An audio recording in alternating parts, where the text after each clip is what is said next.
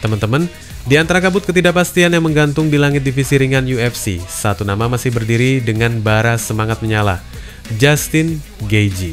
Si petarung brutal dengan gaya maju tanpa rem, yang selama ini dikenal sebagai arsitek kekacauan di dalam oktagon, kini justru terjebak dalam kebuntuan yang gak pernah dia bayangkan sebelumnya.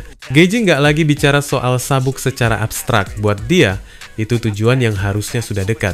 Di matanya, semua perjuangan, semua darah yang udah dia tumpahkan selama ini, mestinya cukup buat bikin namanya duduk manis dalam antrian perebutan gelar. Dan dengan Ilia Topuria sekarang pegang sabuk di kelas ringan, Gaethje ngeliat ada celah buat naik tahta. Tapi kenyataannya, arah promosi kayaknya nggak sejalan sama harapannya. UFC, alih-alih kasih dia kesempatan emas, justru malah bisik-bisik soal kemungkinan pertarungan lawan Paddy Pimblett, seorang petarung flamboyan yang walaupun populer, rekornya masih jauh dari level elit. Dan teman-teman, buat Gaethje, itu bukan cuma mengecewakan. Itu seperti tamparan keras ke wajah. Dia ngerasa udah capek nunggu dan berjuang hanya untuk ditawari pertarungan yang menurut dia nggak relevan. Buat apa dia duduk di peringkat 3, punya rekor 3 menang, dan cuma 1 kalah dalam 4 laga terakhir. Kalau ujung-ujungnya disodorin nama yang bahkan belum benar-benar dites di level atas, kekecewaannya makin dalam ketika dia ingat situasi sebelumnya.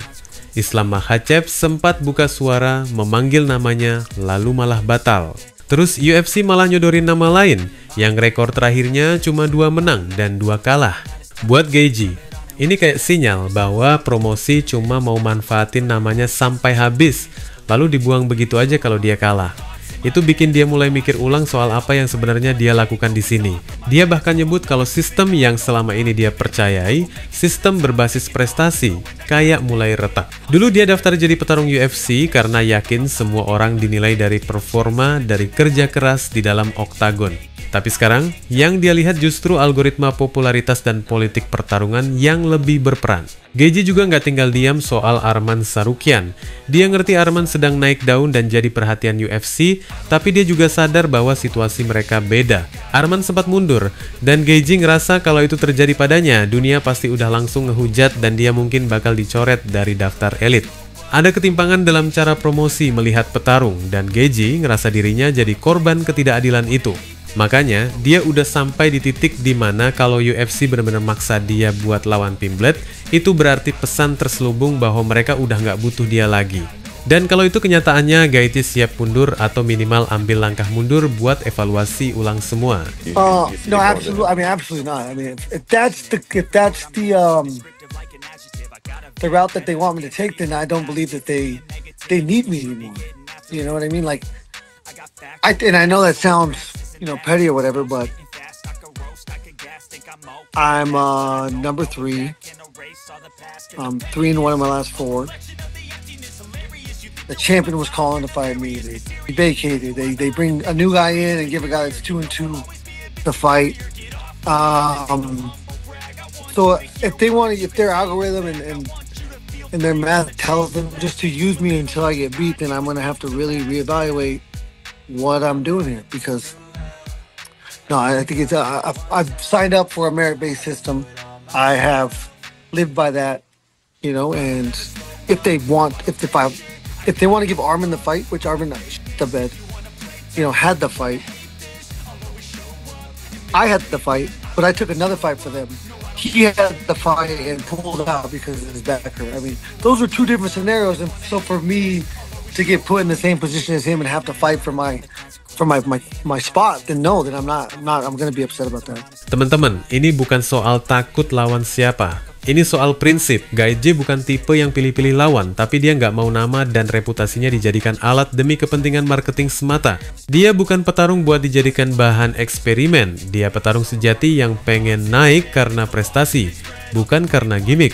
Saat ini masa depan Justin Gaethje di UFC ada di persimpangan.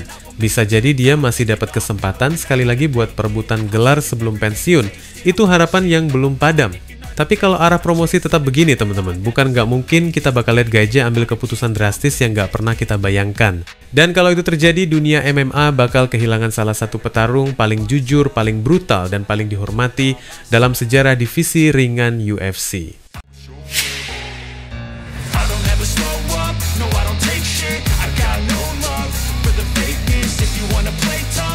Teman-teman, ketika nama besar kayak Israel Adesanya angkat bicara, dunia MMA mungkin akan diam sejenak. Bukan karena sekadar penasaran, tapi karena setiap katanya tuh kayak kompas ngasih arah, meskipun kadang arah itu bikin publik makin panas. Dan baru-baru ini Adesanya bikin headline lagi. Tapi bukan soal comebacknya, bukan juga soal masa depannya di Oktagon, melainkan soal keyakinannya terhadap satu nama yang lagi membara, Jack Della Maddalena. Yup, sang ex penguasa kelas menengah itu terang-terangan nyatakan dukungannya buat Jack. Bukan dukungan setengah hati, teman-teman. Adesanya benar-benar percaya bahwa JDM adalah pria yang bakal ngejatuhin sang raja dominasi, Islam Makhachev. Dan buat Adesanya, pertarungan itu bukan soal mungkin, tapi tinggal nunggu waktu. Menurut dia, gaya bertarung Islam yang biasanya bikin lawan kehabisan napas karena perebutan posisi dan tekanan grappling brutal. Kali ini gak akan banyak artinya. Katanya Islam gak bakal bisa ngendaliin JDM dengan teknik cengkeram-cengkeramannya. Bahkan saat JDM jatuh pun Adesanya percaya dia bakal bangkit dan lanjut ngebantai. Kayak ada semacam bara keyakinan di mata Adesanya, teman-teman, yang bilang bahwa Jack bukan sekadar calon, dia adalah masalah besar buat Islam. Dan ini bukan ucapan kosong dari fans yang penuh harapan. Ini dari mulut salah satu striker paling mematikan di era modern. Orang yang tahu persis perbedaan antara fighter bagus dan petarung pembawa perubahan. Buat Adesanya, JDM punya aura yang beda. Punya kaki-kaki cepat, pukulan tajam, dan yang paling penting, mental sekeras baja. Nggak gentar, nggak neko-neko, dan nggak takut gelar. Kita tahu Islam Makhachev itu monster, petarung yang udah bikin banyak nama besar tenggelam dari Oliveira sampai Volkanovski.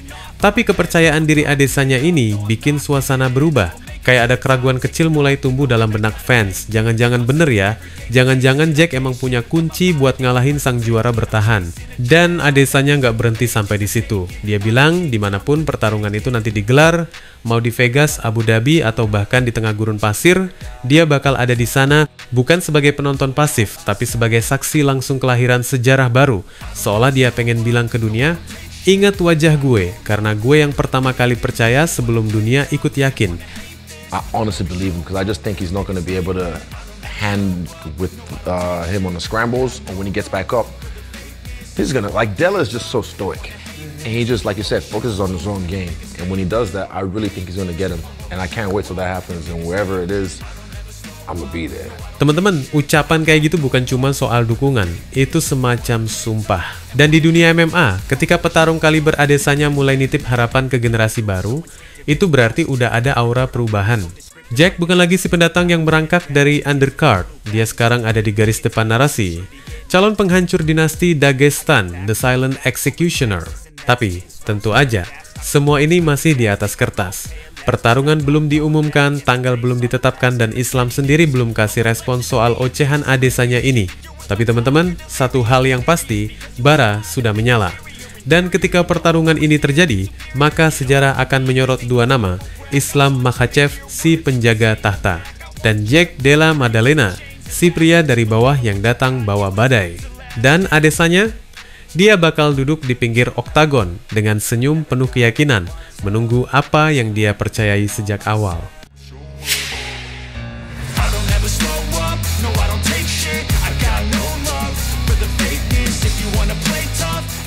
Teman-teman, biasanya sabuk juara UFC itu bikin orang bangga, bikin dada membusung, dan jadi bukti paling nyata kalau seseorang emang pantas duduk di singgasana tertinggi. Tapi nggak begitu buat Ilia Topuria. Juara kelas ringan yang baru aja mencicipi puncak kejayaan itu malah bikin pernyataan yang bikin netizen, fans, bahkan para petarung lain geleng-geleng kepala. Bukannya makin pede buat ngeladeni semua penantang yang berdiri di jalur pembuktian, Topuria justru ngasih sinyal kalau dirinya nggak tertarik buat ngadepin Arman Tsarukyan, si mesin perang dari Armenia itu. Bukan cuma bilang ogah, Topuria bahkan ngaku lebih milih buat melepaskan sabuknya sendiri daripada harus masuk oktagon bareng Tsarukyan. Temen-temen, bayangin, sang raja baru malah ngajak ngomong soal mundur, padahal biasanya juara tuh mati-matian mempertahankan sabuk mereka. Tapi Topuria beda. Entah karena strategi, tekanan, atau karena dia ngelihat sesuatu dalam diri Arman yang bikin nyali ciut, yang pasti dia udah bikin keputusan yang langsung nyulut bara panas di dunia MMA. Dan kalian tahu sendiri, Arman Tsarukyan bukan tipe petarung yang diem doang. Bukannya nahan amarah, Arman justru ngebalas dengan nada yang jauh dari biasa. Lewat akun X-nya, dia nyindir keras. Intinya, dia mempertanyakan keberanian Topuria. Menurutnya, mana mungkin seseorang yang ngaku juara malah nyari jalan buat kabur. Kalau Topuria ngerasa sabuk itu beban, dia bisa aja ninggalin. Tapi kalau enggak, Arman sendiri yang bakal merebutnya. Buat Arman, apapun pilihan Topuria, sabuk itu udah jadi miliknya, tinggal waktu yang akan nentuin kapan dia bakal resmi memakainya. Kalimat itu teman-teman bukan sekadar ancaman kosong. Itu pernyataan perang. Kalimat dari seorang pria yang udah melewati neraka pertarungan demi pertarungan dan gak pernah mundur sekalipun. Arman ngelihat sabuk itu bukan cuma lambang kehormatan, tapi juga harga diri. Dan dia percaya, saat ini cuma dia satu-satunya yang layak duduk di singgasana itu. Yang bikin cerita ini makin panas, sebelumnya Arman emang udah masuk ke daftar wajib tempur setelah kemenangan briliannya atas Charles Oliveira. Tapi UFC malah ngasih Topuria melawan Charles Oliveira, langkah yang bikin sebagian fans bertanya-tanya, ini organisasi atau drama prime time? Meskipun sebelumnya si Arman ini mengundurkan diri dari pertarungan gelar melawan Makhachev. Tapi teman-teman, ucapan Topuria ini kayak bensin yang tumpah ke bara. Bukannya bikin fans tenang, malah bikin banyak yang mulai ragu. Apakah Topuria benar-benar petarung sejati? Atau dia cuma singa yang bersinar saat cuaca cerah, tapi mulai gemetar waktu awan badai datang? Sementara itu, Arman jalan terus, latihan keras, fokus, dan semakin nyaring suaranya buat nunjukin kalau dialah ancaman nyata di divisi ini. Buat dia, semua ini bukan cuma tentang kemenangan. Ini tentang ngebuktiin siapa yang paling layak duduk di tahta. Kalau sabuk itu harus dia rebut dari tangan sang juara yang ogah bertarung. Di kesempatan lainnya, teman-teman mungkin ngakak ngelihat Arman yang menggambarkan Topuria seperti seekor anak bebek yang lari ketakutan. Kemudian dia menangkapnya dengan mengatakan sesuatu. Ini merupakan anekdot yang seharusnya Topuria mainkan dengan melawan grappler jagoan Armenia.